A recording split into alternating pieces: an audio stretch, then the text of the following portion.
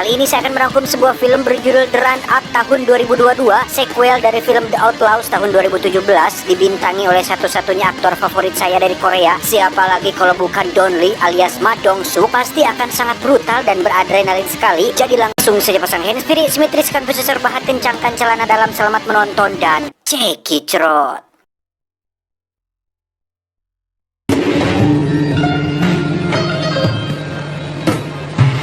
Berlatar tahun 2008, di mana data kepolisian Korea mencatat bahwa ada lebih dari 300 penjahat melarikan diri dari polisi ke luar negeri setiap tahunnya, dan kebanyakan dari mereka kabur dan bersembunyi di wilayah Asia Tenggara untuk melakukan tindakan kriminalitas terhadap turis Korea dan pengusaha lokal yang ada di sana. Vietnam adalah salah satu negara yang disinggahi oleh para penjahat Korea, di mana di situ kita akan diperlihatkan dengan seorang turis yang merupakan anak seorang pengusaha kaya raya di Korea. Dia bernama Yonggi. Yonggi saat ini diajak oleh seorang pria Korea juga bernama Jong-hun. Ini babangusnya yang mengatakan jika ada seorang bos rental mobil yang mengajaknya untuk berbisnis, sehingga Yonggi mau diajak ke tempat sepi untuk bertemu langsung dengan bos rental tersebut. Dan inilah Kang Haesang, kita panggil saja Kang, bukan anak presiden, bukan juga seorang bos rental mobil, tetapi Kang ini adalah seorang penjahat berdarah dingin yang berniat untuk menculik Yonggi dan meminta tebusan kepada ayahnya yang seorang pengusaha kaya raya.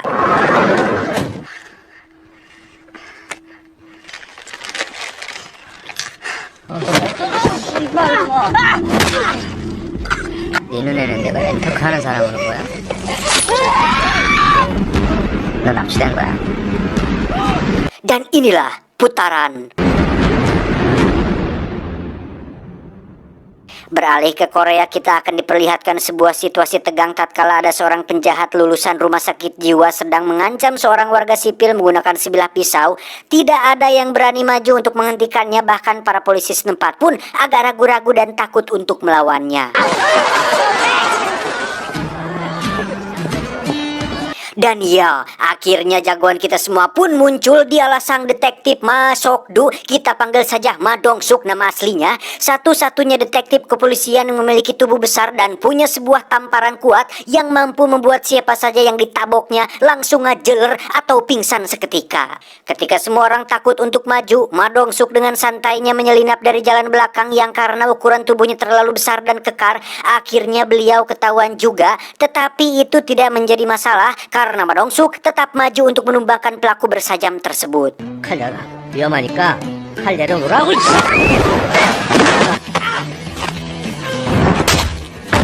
에? 기사는 이때 알아서 났냐? 아이고 괜찮아. 눈 가려가지고 난지 몰라? Singkat cerita, Ma Dong Suk terlihat sudah berada di kantor, di mana di situ kita akan diperkenalkan dengan seorang kapten alias atasan Ma Dong Suk bernama, kita panggil saja si kapten. Ini pematuknya. Beliau mengatakan bahwa kantor pusat memerintahkan mereka berdua untuk pergi ke Vietnam karena ada 3 orang penjahat yang sedang berada di sana, yang salah satunya bernama Jong-hun, orang yang kita lihat tadi di awal film. Di antara mereka berdua tidak ada yang bisa berbahasa Vietnam, sehingga si kapten dengan percaya dirinya mengklaim bahwa dirinya akan menggunakan bahasa internasional, yaitu bahasa Inggris, yang hal tersebut dibuktikan ketika dirinya berbicara bahasa Inggris tapi khusus untuk memesan makanan. I got 2 order salad first. No onion and no balsa vinegar. Alhasil, Kapten dan Ma Dong Suk pun harus diperiksa oleh kepolisian bandara Vietnam karena dianggap mencurigakan gara-gara si Kapten berbicara tidak jelas dalam bahasa Inggris. Beruntung ada seorang petugas konsulat bernama Park yang datang tepat waktu untuk menjemput mereka ke kantor konsulat.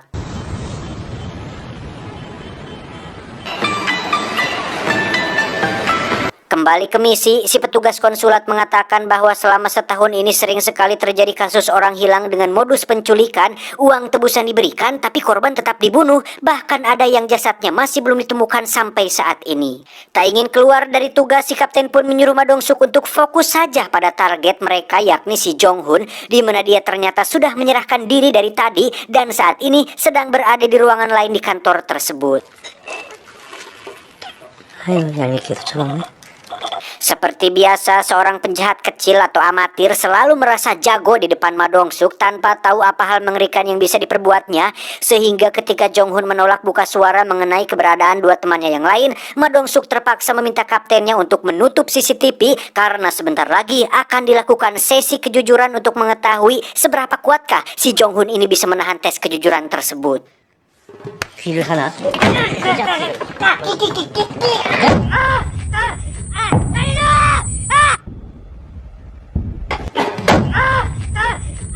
Setelah diinterogasi dengan cara yang unik, Ma Dong-suk dan kapten pun segera pergi menuju apartemen tempat kedua temannya yang lain tinggal, di mana Ma Dong-suk lagi-lagi membuktikan kekuatan fisiknya ketika gagang pintu tak sengaja terlepas oleh cengkeraman kuat tangannya tersebut. Tak diduga, teman Jong-hun ternyata sudah tewas dengan kondisi yang sangat mengerikan, dibunuh oleh orang lain, sedangkan yang satu lagi menghilang entah kemana, sehingga Ma Dong-suk kembali menemui Jong-hun untuk mencari tahu apa yang sebenarnya sudah terjadi. 야, 일어나 이 새끼야. 아이고, 도망쳐. 얼른 일어나. 일어나. 아니, 일어나. 아니. 나가자. 집에 가자. Jong-hun akhirnya jujur bahwa dirinya sengaja menyerahkan diri karena takut dibunuh oleh Kang Hae-sang, seorang penjahat berdarah dingin yang menculik anak orang kaya di adegan awal tadi, yang kemungkinan besar temannya yang ada di apartemen tadi juga dibunuh oleh si Kang Hae-sang ini. 누구 강혜상? 이나요. 리더트 사파라 형기를 납치하자고 저희를 꼬드겼어요. Semua berawal dari Jong-hun dan kedua temannya yang merupakan penjahat ecek-ecek ini bekerja sama dengan seorang Kang Hae-sang untuk menculik Yonggi dan meminta uang tebusan darinya, di mana saat Kang Hae-sang mengatakan bahwa mereka bertiga hanyalah penjahat amatir pun jelas menimbulkan sedikit ketidakenakan, yang ketika mobil sedang berhenti sejenak, si Yonggi pun kabur dari mobil dan dengan terpaksa Jong-hun dan kedua temannya turun untuk mengejarnya.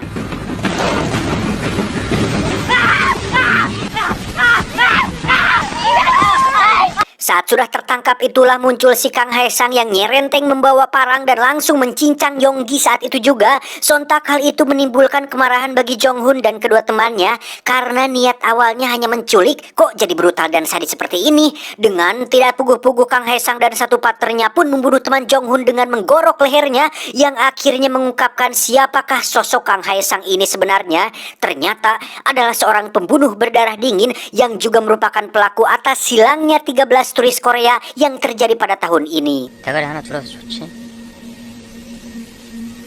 Sadar bahwa Kang Hae-sang tidak akan segan-segan membunuh mereka berdua, Jong-hun dan satu temannya pun menurut-menurut saja ketika dia dan partnernya menyuruh mereka berdua untuk menggali tanah, di mana Kang Hae-sang sendiri yang memiliki perawakan kekar berotot pun memotong jasad tangan Yonggi dan mengirimkannya ke ayahnya untuk tetap meminta uang tebusan atas anaknya yang sudah meninggal. Senekat dan sebrutal itulah sosok si Kang Hae-sang ini, jadi jangan main-main.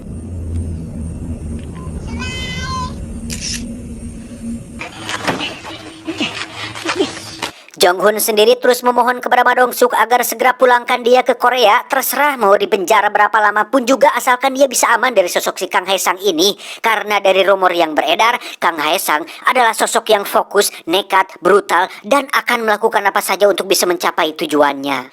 Ma Dong-suk pun langsung menelpon rekannya di Korea untuk mencari tahu data tentang asal-usul si Kang Hae-sang ini, kenapa dia sangat ditakuti di dunia kriminal bahkan oleh para penjahat seprofesi sekalipun. Dan sembari itu, Ma Dong-suk dan kapten pun pergi ke tempat dikuburnya jasad Yonggi untuk membuktikan kebenaran perkataan si Jong-hun tadi.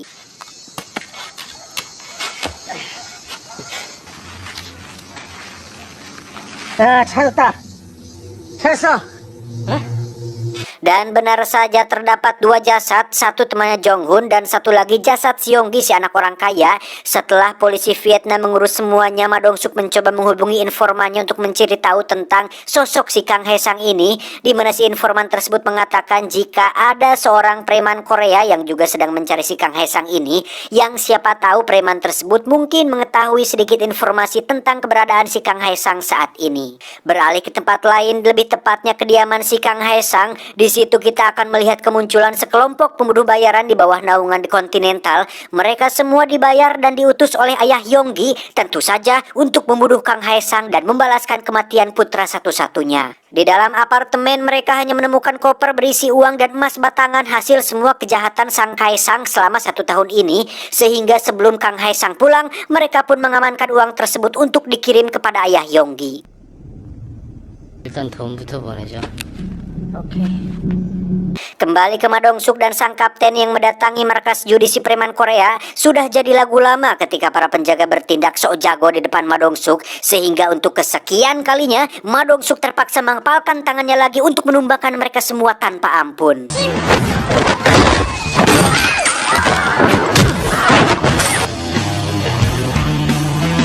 Si preman itu pun terpaksa menodongkan pistol yang bisa dengan begitu mudahnya direbut oleh Madongsuk, sehingga dia akhirnya mau buka suara tentang kediaman si Kang Haesang ini, dan anak buahnya lah yang tahu di mana dia tinggal saat ini. 강해상이 위치 파악해서 가고 있어.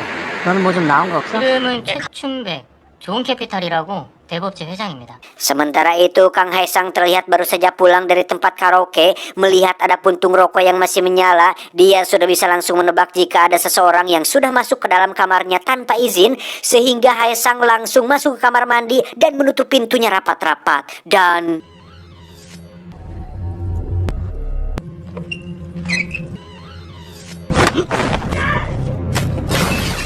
ya, Haesang dan satu partnernya nampak tidak takut dengan kelompok pembunuh bayaran tersebut, dan yang menarik adalah para pembunuh bayaran ini hanya dibekali dengan senjata tajam, bukannya senjata api, entah revolver atau glock atau apapun yang bersifat peluru. Nampaknya para pembunuh bayaran ini merasa kurang greget apabila menggunakan pistol seperti moto Kang Medog, sehingga mereka semua harus bertarung melawan Haesang menggunakan sajam dan tangan kosong saja.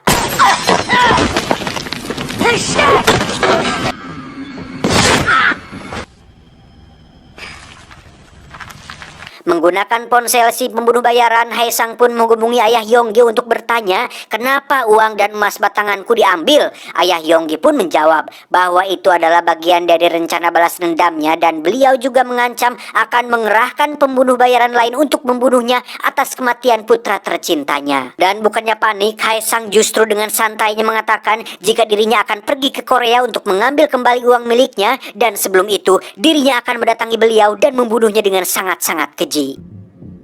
다시 보내. 아니면 내가 한국 갑니다. Tak lama muncullah Madongsuk dan si kapten yang baru saja tiba di sana. Mereka berdua langsung masuk ke dalam dan menemukan banyak sekali mayat bergelimangan, dan tiba-tiba ya, si kapten pun terkena bacokan parang, di mana untuk pertama kalinya Haesang akhirnya bertemu langsung dengan Madongsuk. 2 lawan 1 tak masalah bagi Madongsuk, dan terlihat sangat jelas jika mereka berdua bukanlah tandingan bagi sang polisi bertubuh penuh daging ini. Namun Haesang berhasil melarikan diri, sementara partnernya tertangkap dengan cara dibuat tak sadarkan diri.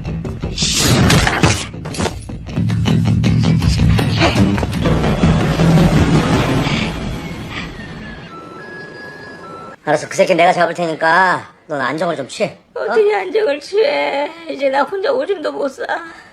두 분 다 추방 결정 내려졌습니다. Akibatnya mereka berdua harus dideportasi dari Vietnam atas keributan yang terjadi, sementara Madongsuk terus menggali informasi dari partnernya yang akhirnya berkesuara tentang kemana Haesang akan pergi, yakni pergi menuju Korea dengan naik kapal ilegal. 자, 우리 가야 돼.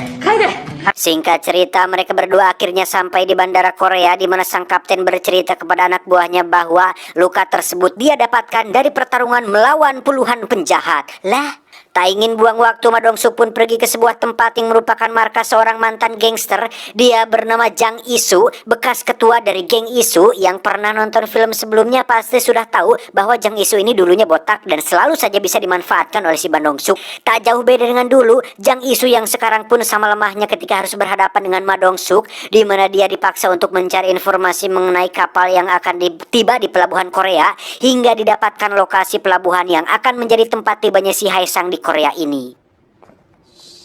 진짜 불렀냐? 아닙니다. Singkat cerita, Madongsuk dan anak buah pun terus mengawasi kamera CCTV untuk mengamati kedatangan si Haesang, di mana mereka akhirnya mendapatkan gambarnya dan langsung memasukkan fotonya dalam daftar pencarian orang alias DPO. Sementara untuk si pengusaha kaya, dia tidak ingin begitu saja membiarkan pembunuh anaknya tenang dengan menyewa lagi para pembunuh bayaran, dan kali ini dia tidak main-main lagi dengan tidak hanya menyewa puluhan orang, tetapi ratusan pembunuh bayaran dia sewa hanya untuk memburu si Haesang licin ini. Kembali ke Madongsuk dan si si kapten yang kena marah oleh Bapak Kapolda, di mana kekacauan yang mereka timbulkan jelas sudah membuat pusing Bapak Kapolda ini, sehingga kasus tersebut akan diserahkan ke luar negeri untuk diselesaikan. Tak ingin melepaskan kasus ini begitu saja, Ma Dong-suk dan si kapten sudah mempersiapkan kata-kata untuk merayu dan membujuk si Bapak Kapolda dengan menjelaskan secara detail kronologi kasusnya, yang pada intinya jika kepolisian mereka berhasil menangkap si Haesang, maka reputasi kepolisian mereka dipastikan akan naik dan citra Bapak Kapolda pun akan semakin baik di mata masyarakat. 꼼꼼하게 좀 읽어보시라니까 그러네. Setelah menemui Bapak Kapolda, Ma Dong-suk bersama anak buah pun pergi ke tempat si pengusaha kaya raya untuk memberi penghormatan terakhir kepada Yonggi yang sudah meninggal. Beliau bernama Kim, ibu dari Yonggi alias istri dari si pengusaha kaya raya tersebut, di mana beliau sangat berterima kasih kepada Ma Dong-suk yang sudah membawa jasad Yonggi kembali ke Korea, dan dia dipersilakan untuk mencicipi makanan yang ada di acara tersebut. 아니야, 너는 여기 최춘백 잘 감시하고 막둥이는 CCTV 좀 꼼꼼하게 확인해, 알았어? 네.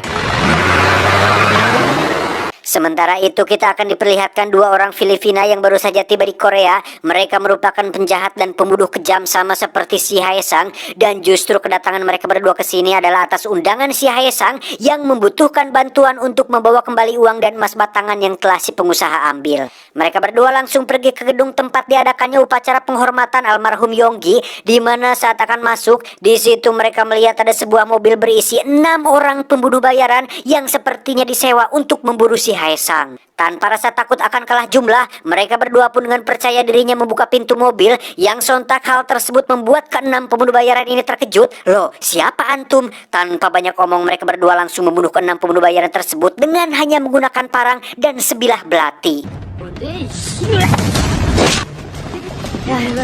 Sementara di lantai atas, si pengusaha terlihat baru saja akan meninggalkan acara dengan ditemani 2 bodyguard, di mana beliau akan sangat dibuat terkejut ketika baru menyadari jika salah satu bodyguardnya adalah si Haesang yang diam-diam sudah menyusup, sehingga ketika lift sedang melaju ke bawah, Haesang langsung membunuh bodyguard tersebut dan membawa Pak pengusaha bersamanya. 강혜상입니다.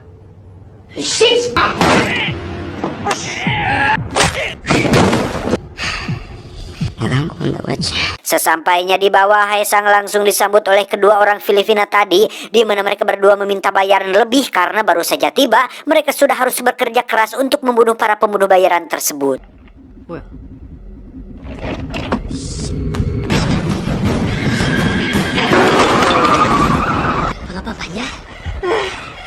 Alhasil si pengusaha pun disiksa dan dipotong jempolnya sebagai video permintaan uang tebusan, di mana Haesang meminta uang tebusan sebesar $2 juta dan harus diantar langsung oleh istrinya, Ibu Kim, dengan hanya ditemani supir saja tanpa ada polisi yang ikut campur. 안 그러면 남편도 죽는데? 그랬으면 난 고맙지. 우리 내일은 잘해서 남편 한번 살려봅시다. Bingung karena wajah Ma Dong-suk sudah dikenali dan anak buahnya juga rawan untuk dikenali, Ma Dong-suk akhirnya meminta bantuan kepada Jang Isu, sang mantan ketua gangster, untuk jadi supir Ibu Kim, dan sangat mengejutkan, Jang Isu bersedia untuk melakukan hal tersebut. 진짜 족간다 진짜. Membawa uang sebanyak $2 juta tentu membuat Jang Isu ngiler dibuatnya dan sangat ingin sekali memilikinya karena bisa memulai kehidupan baru tanpa harus melakukan bisnis ilegal lagi. Namun saat ini dirinya harus fokus untuk jadi supir Ibu Kim sesuai perintah dari Ma Dong-suk. Dalam perjalanan menuju lokasi penyerahan uang tebusan ini, Ma Dong-suk tentu sudah menyiapkan segala kemungkinan, dimulai dengan mengutus mobil pos berisi anak buahnya yang akan terus mengikuti dari belakang kemanapun Ibu Kim pergi, serta mengutus satu anak buahnya yang lain untuk melacak lokasi disekapnya si pengusaha, dan syukur-syukur bisa melepaskan si pengusaha sebelum Ibu Kim sampai di lokasi penyerahan uang tersebut. Tak hanya Ma Dong-suk, Haesang juga sudah mengirim kedua orang Filipina tadi untuk terus mengikuti pergerakan Ibu Kim, di mana mereka akan merebut uang tebusan tersebut di tengah jalan karena tidak ingin menyerahkan si pengusaha tersebut begitu saja.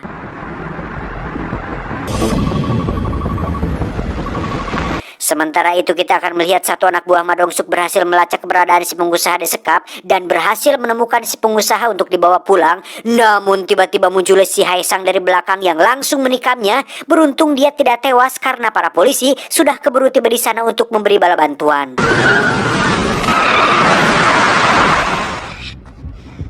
너 왜 그래? 강희상 이 새끼가 지금 도망갔다니까. Dengan terpaksa Haesang pun kabur menggunakan mobilnya, di mana dia langsung menghubungi kedua orang Filipina tadi untuk segera mundur karena polisi sudah keburu mengepung. Namun di sini terjadi sedikit selek ketika kedua orang Filipina ini curiga jika itu hanyalah akal-akalan si Haesang untuk menguasai uang tebusan itu sendirian, sehingga kedua orang Filipina ini tetap pada rencananya untuk mencegat Ibu Kim di tengah jalan. 씨발 새끼야. 하지마 제껴. Melihat mobilnya dicegat, Jang Isu pun segera mempalegodkan mobilnya dan masuk ke dalam parkiran mall, di mana kedua orang Filipina tadi ternyata tidak mudah menyerah dan mengejar Ibu Kim ke parkiran mall tersebut. Ibu Kim pun meminta supaya Jang Isu segera kabur saja dan biarkan uang tersebut diambil oleh mereka. Namun Jang Isu tidak ingin membiarkan uang sebanyak itu diambil begitu saja, karena seperti yang saya katakan tadi, Jang Isu ini mantan kriminal juga dan ingin uang tersebut menjadi miliknya, sehingga dia nekat memilih untuk menghadapi kedua orang Filipina tersebut daripada kabur menyelamatkan nyawanya sendiri.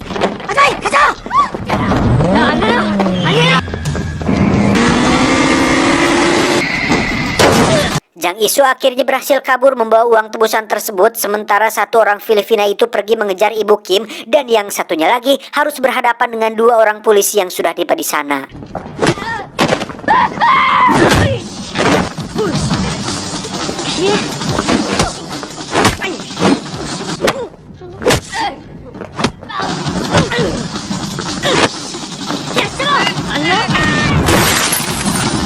Setelah terjadi sedikit pertarungan, satu orang Filipina pun berhasil ditangkap tanpa ada petugas yang terluka parah. Namun untuk Ibu Kim, dia masih dalam posisi bahaya karena masih dikejar oleh satu orang Filipina tersebut. Saat itulah muncul Ma Dong-suk yang langsung mematahkan pergelangan tangan si penjahat Filipina ini, yang karena tak ingin ditangkap begitu saja, dia terus melawan Ma Dong-suk hingga terpaksa mengeluarkan bogeman serius yang pastinya membuat si penjahat langsung ngagoler tidak walakaya. 이거 가져가. Kembali ke Jang Isu yang sedang kabur, dia sempat berhasil dicegat oleh Haesang, tetapi dengan semangat ingin kaya mendadak, Jang Isu pun lari membawa koper tersebut dan berhasil masuk ke dalam mobil taksi. 새 인생은 이렇게 시작하는 거야. 은혜, 너무 Jang Isu pun pergi ke pelabuhan dan menghubungi satu orang kapten kapal bermata satu alias Pecak, di mana kapten kapal ilegal ini merupakan kenalan dekat Haesang yang sebelumnya membawa Haesang datang ke Korea. Alhasil bukannya dijemput oleh si kapten kapal, Jang Isu justru didatangi oleh si Haesang yang bermaksud untuk mengambil kembali uangnya, di mana Jang Isu sempat petantang petenteng menolak memberikan uang tersebut. Tetapi ketika sajam Haesang lebih besar daripada miliknya, saat itulah Jang Isu langsung kabur tanpa melakukan perlawanan sedikit pun. 오지 말라고 이 개새끼야. Haesang pun kabur naik bus Metro Mini, di mana Jang Isu yang sedari tadi terus mengawasi pun berinisiatif untuk menghubungi Ma Dong-suk dan memberitahukan kemana dia pergi, sehingga pelarian Haesang akhirnya diketahui dan tinggal mencegatnya di tengah jalan. Sendirian Ma Dong-suk pun menghentikan bus tersebut dan dengan santainya masuk ke dalam bus, menyuruh semua penumpang untuk keluar dengan tertib, juga sempat memberikan sedikit uang kepada seorang nenek-nenek tua untuk sekedar jajan micin dan permen karet merek Yosan. Seperti biasa, Haesang menggunakan parang legendnya, sementara Ma Dong-suk melepas ikat pinggangnya untuk membalut kepalan tangan besarnya, di mana mereka berdua bertarung secara brutal sampai-sampai merusak fasilitas di dalam bus tersebut.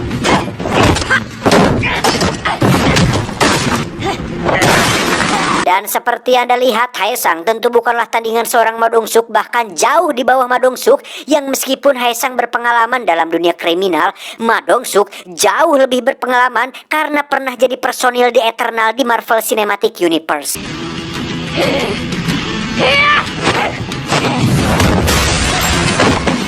Terlempar keluar dari bus tak membuat Haesang menyerah begitu saja. Dia mengambil wiper mobil dan sempat melukai lengan Ma Dong-suk, sehingga tanpa ragu lagi Ma Dong-suk mengangkat tubuh Haesang dan membantingnya ke mobil hingga membuatnya tak berdaya. Masih tak menyerah juga, Haesang kemudian berbacot-bacot ria dengan mengatakan bahwa dia akan membunuhnya dan membunuh semua anggota keluarga Ma Dong-suk, yang ketika kesabarannya sudah habis, Ma Dong-suk pun langsung melakukan bogeman super serius yang membuat Haesang tidak sadarkan diri. Setelah semua selesai, Ma Dong-suk pun menelepon Jang Isu untuk mengucapkan terima kasih atas bantuannya membereskan kasus ini, yang mana sebenarnya Jang Isu sedang sangat sedih sekali dan kecewa sekali karena gagal menjadi orang kaya mendadak. 여보세요.